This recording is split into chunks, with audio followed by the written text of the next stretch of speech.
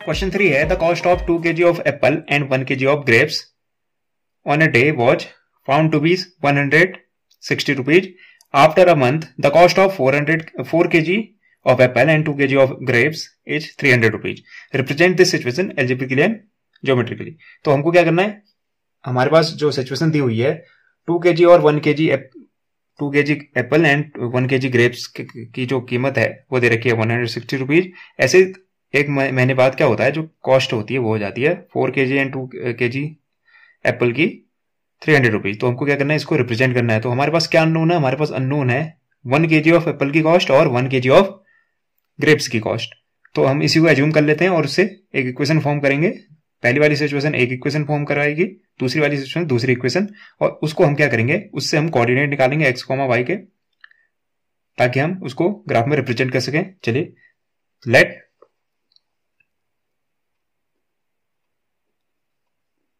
Cost of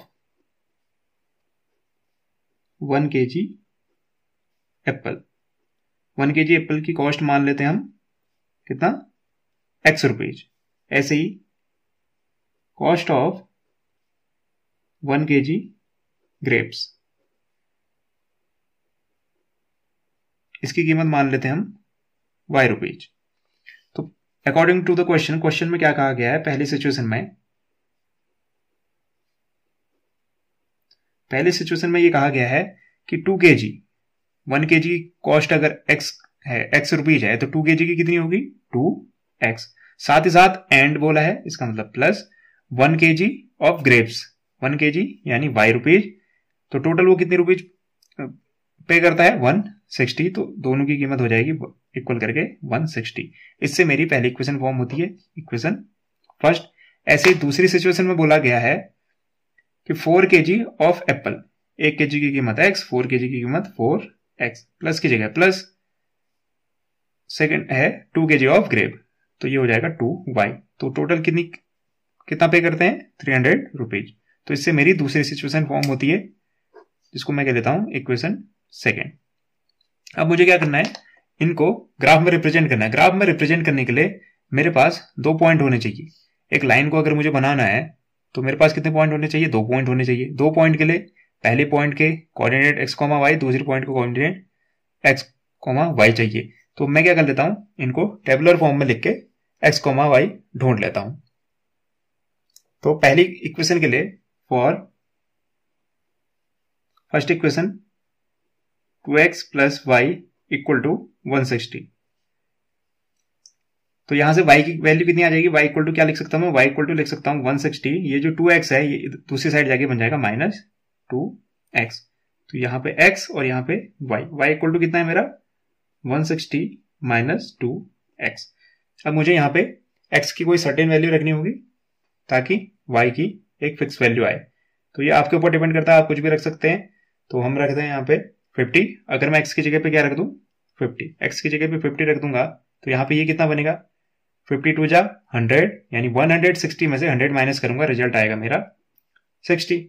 ऐसे ही दूसरी value क्या रखी जा सकती है, दूसरी वैल्यू रख लेते हैं हम 45 रखने पे 45 टू जा होता है 90.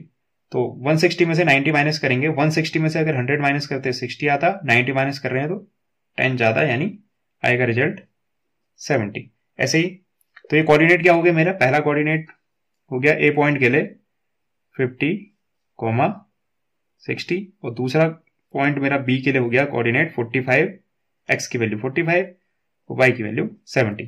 ये पहली इक्वेशन से आया. For 4x plus 2y equal to 300 से x कोऑर्डिनेट और y कोऑर्डिनेट ढूंढ लेते हैं, 2 कोऑर्डिनेट ढूंढ लेते हैं. तो इसको कुछ ऐसे लिख सकते हैं, 2y इक्वल टू क्या लिख सकता हूं मैं, 2y इक्वल टू लिख सकता हूं 300. ये 4x इधर जाके बन जाएगा -4x. y इक्वल टू यहां से रिजल्ट क्या लिख सकता हूं 300 माइनस 4x अपॉन ये 2 चले जाएगा डिवाइड में. तो यहाँ पे x, यहाँ पे y की वैल्यू जो है 300 माइनस 4x अपॉन 2 और x की, अब मैं देखता हूं कौन सी वैल्यू रखने पे चीजें ज्यादा इजी हो जाएं. तो क्या रखते हैं 50 रख के देखें, क्योंकि 5 4 जा 20, तो 50 रख लेते हैं. 50 रखने पे 5 4 जा 20 यानी बनेगा 200। 300 में से 200 माइनस करेंगे तो बनेगा 100। 100 को 2 से डिवाइड करने पे रिजल्ट मेरा बन जाएगा 50। ऐसे अगेन क्या लिख सकते हैं, अगेन लिख सकते हैं 40 लिख के देखते हैं। 4 4 जा 60 यानी 160 आएगा। तो 300 में से 160 माइनस करने पे 300 में से अगर मैं 150 माइनस करता तो 150 आता। मैं 60 माइनस कर रहा हूं, इसका मतलब आएगा 140 डिवाइडेड बाई 2। तो 140 डिवाइडेड बाई 2 रिजल्ट आएगा मेरा 70। तो मेरे को यहां से 2 पॉइंट मिल गए, पॉइंट सी एंड डी। सी के कोऑर्डिनेट होंगे 50,50 और डी के कोऑर्डिनेट होंगे 40,70। अब इसको ग्राफ में रिप्रेजेंट कर लेते हैं। तो क्या कर लेंगे, पहले हम एक एक्स एक्सिस ड्रॉ कर लेंगे और दूसरा वाई एक्सिस ड्रॉ कर लेंगे। पहली इक्वेशन हमारी 2x प्लस वाई के लिए 2x plus Y equal to 60 के लिए जो कोऑर्डिनेट है वो 50,60 है। 50 यानी x की वैल्यू, तो यहां से 50 पे एक लाइन ड्रॉ करेंगे हल्की पैरेलल और y इक्वल टू 60 पे। तो 50 और 60 वाला जो पॉइंट मिलेगा वो मिलेगा हमको पॉइंट ए 50,60। ऐसे ही 45 और 70, तो यहां से 45 जोड़ेंगे, ये रहा 45, 50 और 40 के बीच में 45 पे एक पैरेलल लाइन ड्रॉ करेंगे और 70 पे एक दूसरी पैरेलल लाइन ड्रॉ करेंगे। तो ये पॉइंट हमारा बी होगा 45,70। ऐसे ही दूसरी जो इक्वेशन है 4x plus 2y equal to 300, उसके लिए पहला कोऑर्डिनेट है, उसके लिए पहले कोऑर्डिनेट में x इक्वल टू है 50 और y इक्वल टू भी 50 है। तो ये 50 की लाइन ऑलरेडी बनी हुई है, यहां से 50 की दूसरी लाइन, तो जहां पे टच करेंगे एक दूसरे को वो पॉइंट होगा हमारा C 50,50। ऐसे ही D पॉइंट के लिए 40,70। तो 40 ये रहा, 40 पे एक पैरेलल लाइन ड्रॉ करेंगे और 70 पे जहां पे ये मीट करेंगे वो पॉइंट होगा D 40,70। इनको मिला देते हैं हम, पहले A, B पॉइंट को मिला लेते हैं।